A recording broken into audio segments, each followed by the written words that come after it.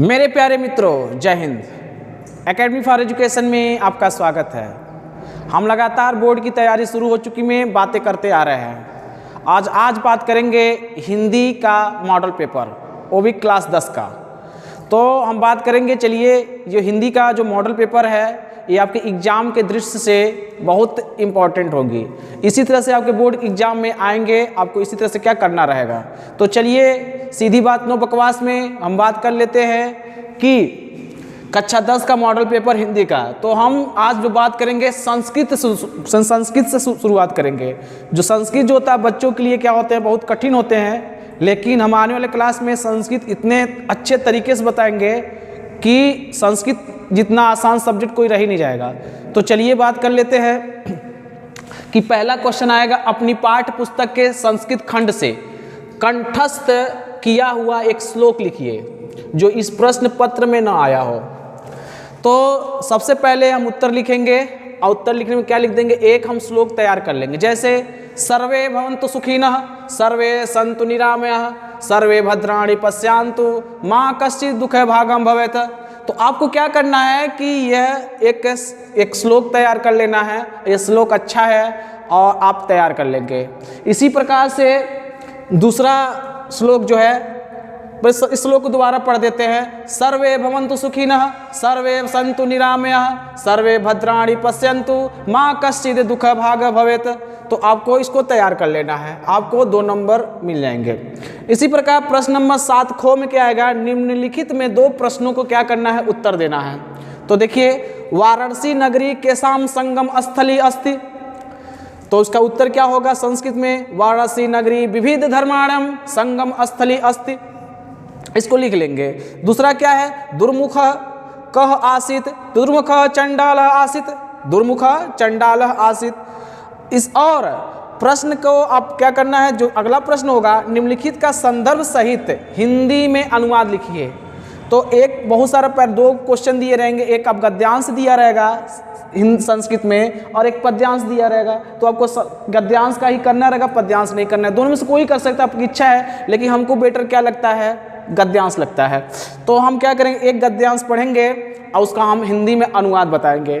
तो देखिए ये आपके लिए बहुत इंपॉर्टेंट है। तो संपन्न है, नगरी विविध धर्माणां संगम स्थली महात्मा बुद्ध तीर्थंकरः पार्श्वनाथ शंकराचार्य कबीर गोस्वामी तुलसीदास अन्य च बहवः महात्मनम् अत्रागत्य स्वी आयन विचारणं प्रसारयन् न केवल दर्शने साहित्य धर्मे अपितु कला क्षेत्रीय अपि नगरी विविधानां कलानां शिल्पनायां कृते लोके विश्रुवता अत्यात्याः कैसे असाटिका देशे देशे सर्वत्र अस्पृहान्ते अत्रात्य प्रस्तर मूर्त्य प्रथिता इयं निजां प्राचीन परंपरायां इदानीमपि परिपालयति।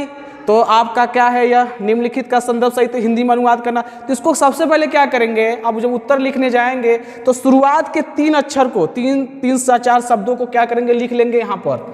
उसके बाद डॉट डॉट करेंगे और लास्ट के 3-4 अक्षर को जो दिए हैं शब्द को लिख लेंगे। उसके बाद इसका प्रसंग लिखेंगे।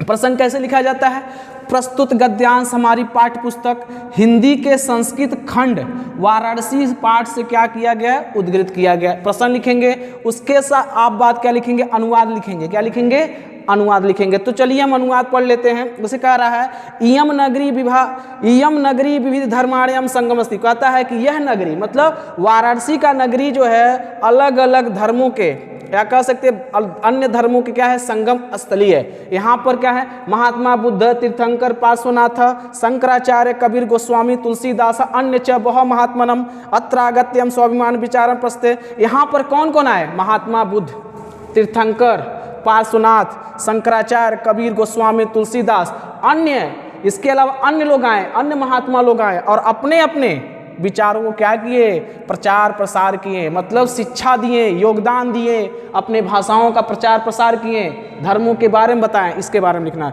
न केवलम दर्शने साहित्य धर्मे अपितु कला क्षेत्रे अपिम नगरी विविधतर। कह रहा है यह केवल दर्शन साहित्य के लिए, धर्म के लिए नहीं है, बल्कि यहाँ पर अलग अलग कला क्षेत्र, शिल्पा क्षेत्र, अलग अलग शिल्पीय क्षेत्र यहाँ पर दिखाई देते हैं। अत्र गत्य कौशल वाटिका देश से सर्वत्र स्पृंध्य। यहाँ से पूरे देश में यहाँ का अलग अलग अवस्था क्या है, भरा हुआ है। जैसे हम लिखे हुए हैं बहुत से महात्माओं ने यहाँ आकर अपने विचारों को फैलाया, अपने विचारों को प्रचार प्रसार किया।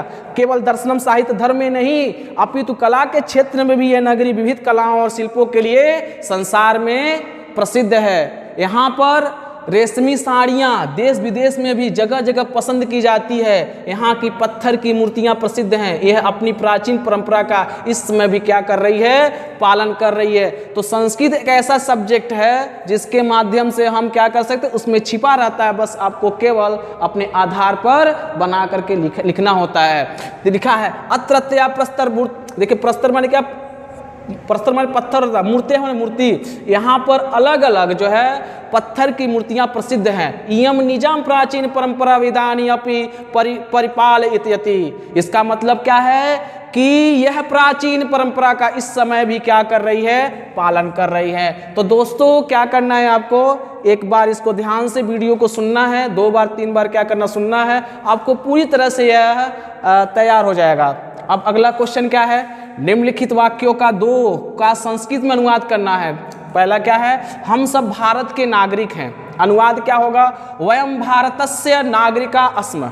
वयम माने हम सब, भारत के, भारतस्य नागरिका अस्म। छात्रों को सदा सत्य बोलना चाहिए। छात्रों सदा सत्य वेदते, छात्रों सदा सत्य वेदते। अब हमको क्या करना है, 2 संधि विच्छेद करना है, संधि लिखना है और संधि का नाम लिखना है।